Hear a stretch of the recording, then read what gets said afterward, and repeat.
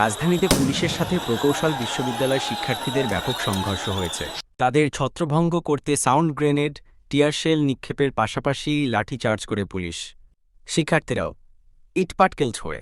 এতে বেশ কয়েকজন শিক্ষার্থী ও পুলিশ আহত হন।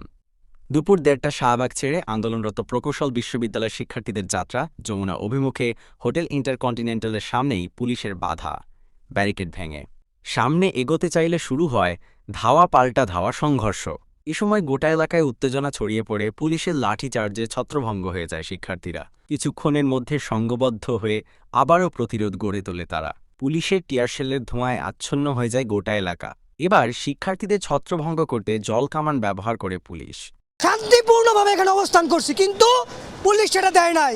তারা আমাদের উপর টিয়ারশেল নিক্ষেপ করছে, তারা আমাদেরকে ব্যাপকভাবে লাঠিচার্জ করছে। পুলিশরা টেকনিশিয়ানদের উপর কোনো আক্রমণ চালায় নাই, তারাই উপর কোনো ধরনের লাঠিচার্জ করে নাই, টিয়ারশেল নিক্ষেপ করে নাই আমাদের উপর। আমরা যারা ইনোসেন্ট ফেস, আমরা যারা মব লিঞ্চিং করি নাই, আমরা যারা চট্টগ্রাম থেকে এসেছি, রাজশাহী থেকে এসেছি, খুলনা থেকে এসেছি, ঢাকার বিভিন্ন কলেজ থেকে শিক্ষার্থী এসেছে, বুয়েট থেকে এসেছে, তাদের উপর ভায়োলেন্ট যে ন্যাক্কারজনক কাজ তারা করে দেখিয়েছে। আমাদের একটাই দাবি ছিল যে ইউনূস আমাদের সরকারের প্রধান হবে। আমাদের সব দাবি তো ওনাদের কাছেই। যতবারই সচিবালয়ে গেছি এদিক থেকে ওইদিকে, এদিক থেকে ওইদিক, খালি আমাদেরকে ঘুরাইছে।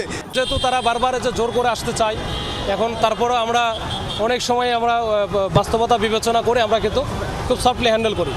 কিন্তু এখন মানে প্রধান উপদেষ্টার বাসভবনে যদি যাই, সেক্ষেত্রে আসলে তো আমাদের আর কিছু করার থাকে না। বিকেল 3টার দিকে প্রকৌশল শিক্ষার্থীরা আবারও শাহবাগ এলাকায় অবস্থান নেয়।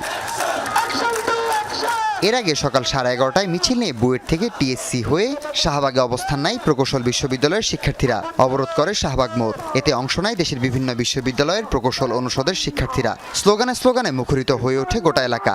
এ সময় ওই সড়কে যান চলাচল বন্ধ হয়ে যায়। শাহবাগ থেকে প্রথমে মার্চ টু সচিবালয় কর্মসূচি ঘোষণা দেওয়া হয়, কিন্তু দুপুর 1টার দিকে তারা সিদ্ধান্ত পাল্টে মার্চ টু যমুনা ঘোষণা দেয়।